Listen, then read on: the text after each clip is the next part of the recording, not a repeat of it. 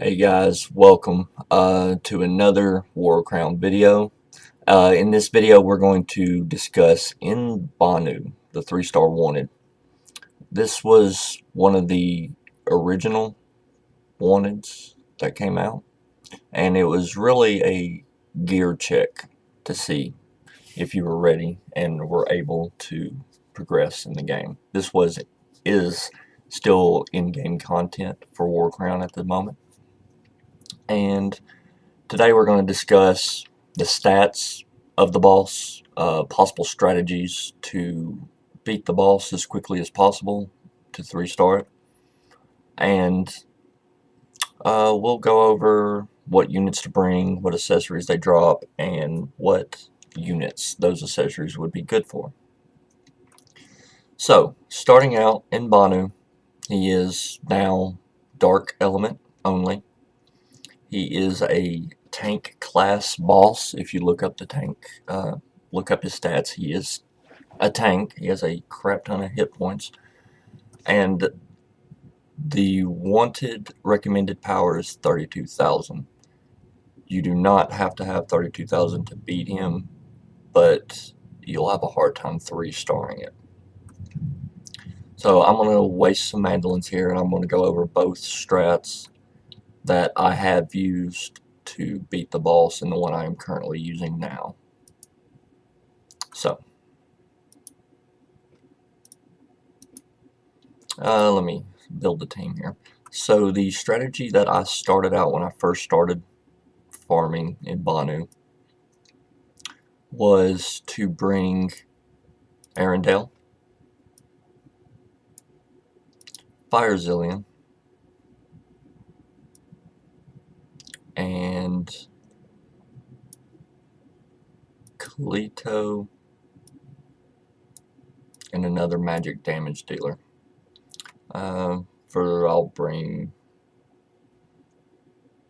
Wind guy here. Alright.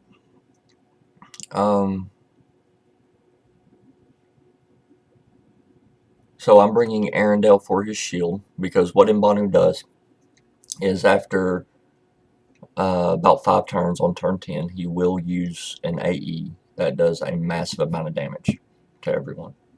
What Arendelle does, if he has enough hit points, is provides a shield to where it'll keep your units alive. Zillion, pure damage. You got to do damage to the boss to kill it. Zillion is very strong because of her passive. If a burn is applied to the boss, on top of the damage she already does, it takes 5% of the boss's remaining hit points off. Kalito comes to provide attack break for that AE so you can survive it.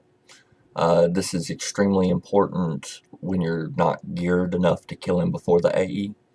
It'll let you survive it to continue going through. He also speeds up the rest of your team. As far as gear requirements, you don't have to gear him at all. He can be level 1, 4-star, and he'll still be able to provide benefit. I definitely recommend putting effect accuracy on him. It is necessary. He has a 70% chance, non-skilled up, to land his attack break on Enbanu, so there will be some times that it fails regardless of effect accuracy. And when Eldon's just another damage dealer, and we'll discuss that when we get on why I'm bringing magic users when we get into the fight. But Enbanu, when Eldon also provides focus magic to refresh cooldowns, speeds up the rest of the team, and speed. Speed is probably the second most important thing here. First most important thing for Eldon. For the rest of your team, probably second most important thing. So we're going to go in. If possible, especially if you're running a Zillion, you probably want to bring another Zillion, because the effects carry over. I've been burning through friends lists, so let me see if I can find a good one here. Well, the highest one possible here. This one will work. Turn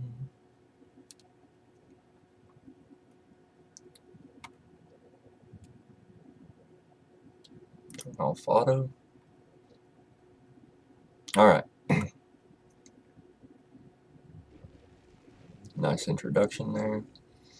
Alright, so the first thing to look for, you notice my Arendelle went first with this strategy. That Arendelle has to go first. If not, the boss will. He'll throw a branch, potentially kill your magic user or your damage dealers sitting right next to him. You don't want that to happen, so make sure your Arendelle has enough action charge speed in order to go first. The boss's action charge speed is 256, so you want 257 bare minimum on Arendelle. This is not including any passives you may bring, so if you're bringing Wind Element to it, your Arendelle's action charge speed can be a little bit lower because Arendelle is going to buff action charge speed. You just want to make sure your Arendelle goes first and moves him up. If you're using light Arendelle, you do not want to go up on the first tile. When your melee unit goes up on the first tile, the boss hits harder. He does a slam that will do to light Arendelle about 2,000 to 3,000 damage. This is because he gets element advantage. Because he's dark, he's attacking a light unit, he's doing more damage. So if you're using another element Arendelle, you can try taking him to the first thing and getting a little bit of damage in, but Arendelle's damage is negligible anyway. Arendelle's here for a shield and to absorb hits. That's his only purpose. So I'm going to wait. Now, I've seen various people use this to wait until after the AE in order to use his action charge speed buff, and I personally have used it right at the beginning of battle. It's not really make or break regardless. So for this purpose, I'm going to see if I can use it after the AE, see if I can have him survive.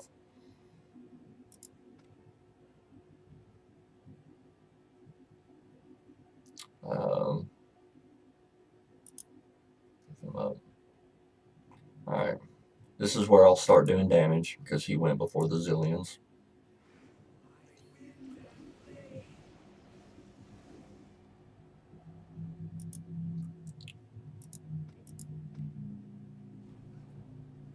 Moving Zillion up to get as much damage in as possible before the AE.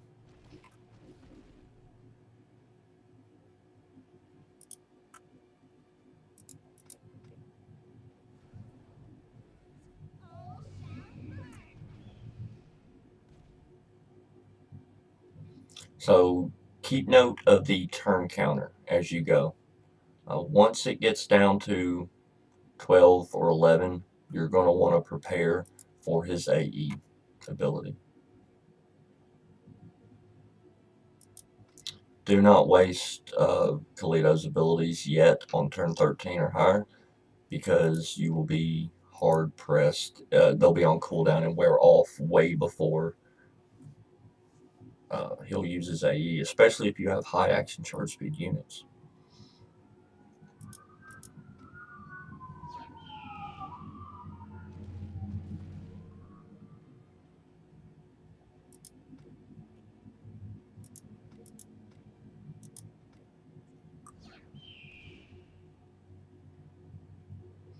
We're now getting to turn 12. You can now get by with using his attack break because it lasts for 2 turns, and so the tree will use his AE on turn 10. So that's what I'm going to do here and pray it lands. It landed, so we're safe. When Eldon, I'm going to refresh cooldowns, because that's Eldon's primary purpose.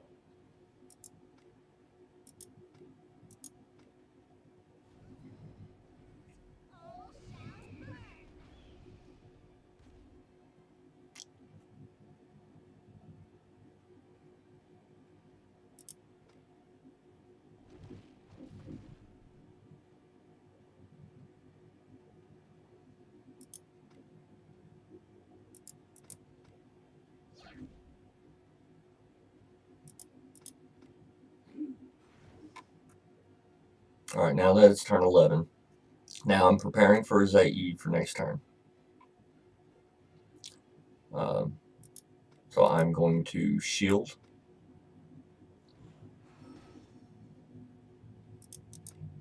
So if I don't kill him this turn. Okay. Now, if I use his action charge speed right now, it will make my units potentially go get an extra turn. So the shield would fall off. I don't want to do that. Alright, see? So Arendelle's shield made it to where all my mages and units survived to continue to do damage. Now, the turn after this, you can actually move Arendelle up, because the next turn after the AE, the tree always dispels himself and heals himself. So just continue to do damage as quickly as possible. Now, this will probably kill the tree. If it did not, then what I would do is I would buff action charge speed with Kalito. That's when I would use that ability to get extra turns to kill him as quickly as possible. Now, what I'm going to do is retreat to show a different strategy that I actually currently use to 3-star it. If the boss uses his AE at all, the max you can get is 2 stars. It's based on turn count. The faster you kill him, the more stars you get. So let's retreat here.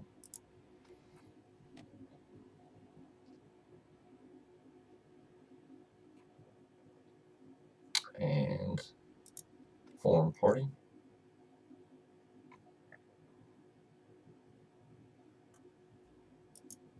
And I have a preset team for it, for Enbanu, right here. Alright, so since I said earlier that speed is one of the most important things, my goal is to kill him fast as possible, in order to get 3 stars, get the most accessories possible. So that's why I have Eldon set to lead. He provides fire and wind units action charge speed increase by 30. So my rep that I bring, Fire Zillion, will get an increase in speed. My Zillion will get an increase in speed.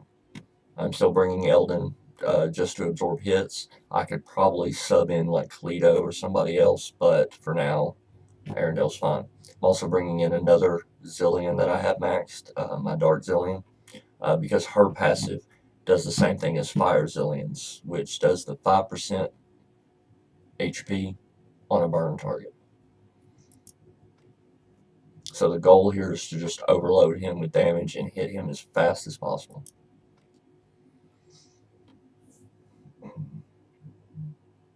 Load.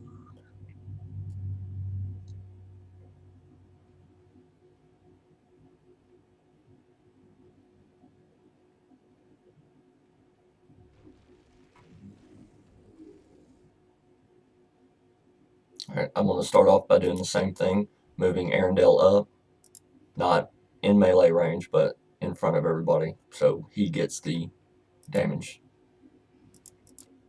And then I'm just going to start overloading Enbanu with as much damage as I can give.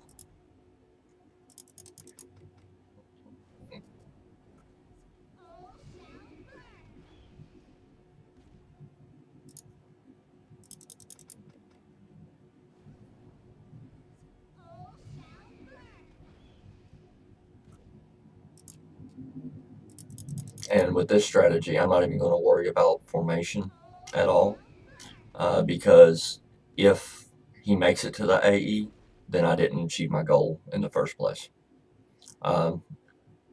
With this strat, if Arendelle wasn't rooted, I would move him up to melee just to do as much damage as possible, but he's rooted, so there's no point. I'm going to refresh Zillion's cooldowns so she can use Phoenix again.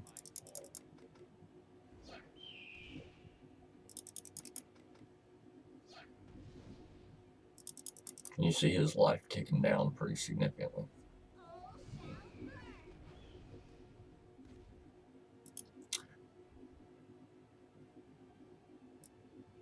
So before I go any further, I do want to point out on why I'm bringing mages.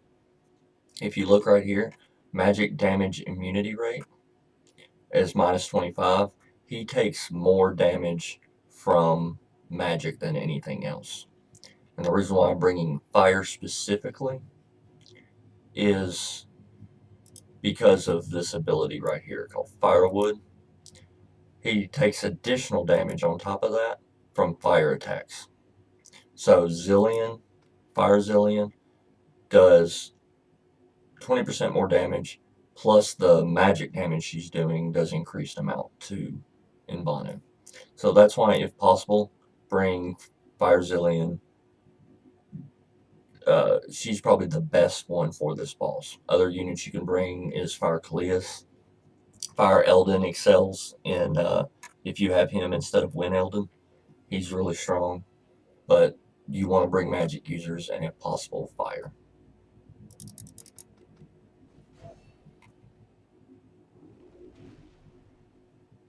That was a good example of how much damage the tree does to Arendelle because he's light and in melee range.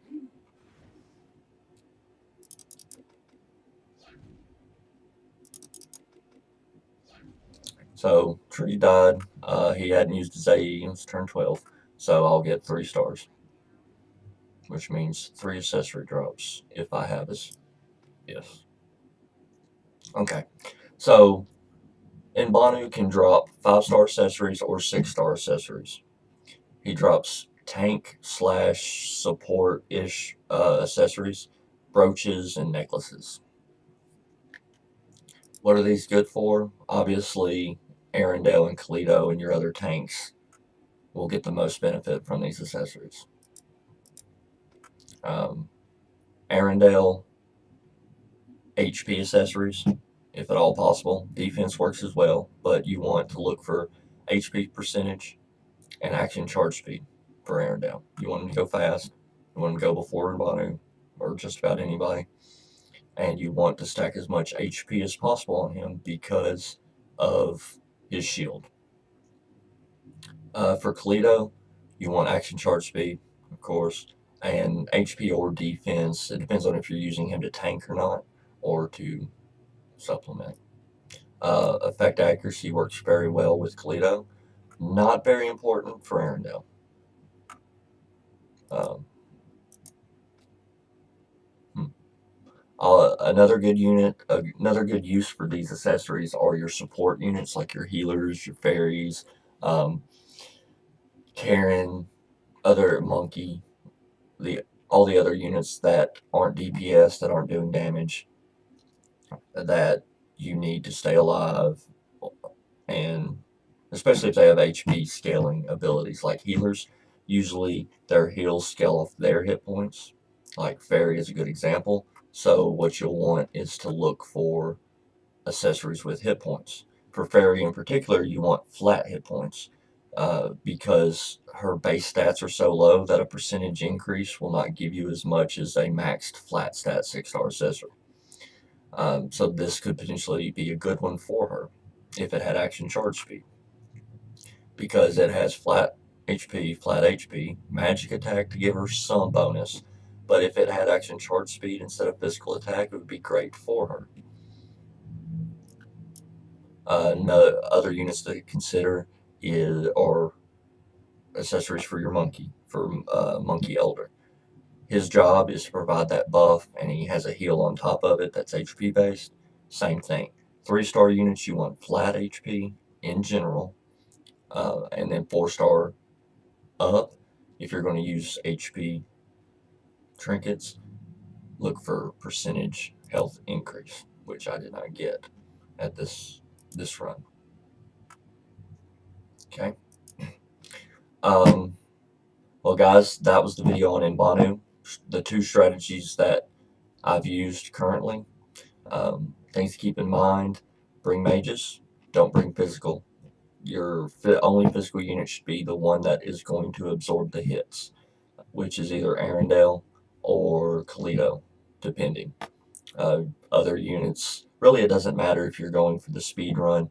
just somebody that can take the hits. You can bring Alexandro, Kalito, Edgar, just somebody to absorb. Your focus will be your mages. On the first strategy, it is very important that you bring Arendelle. You need that shield in order to survive. Kalito, you need that attack break. The other attack breaks you can bring are Aslar, but keep in mind that once you get in melee range, the tree is going to hit light Aslar very, very hard and potentially one-shot him. So don't count on getting more than one try with Aslar. Um,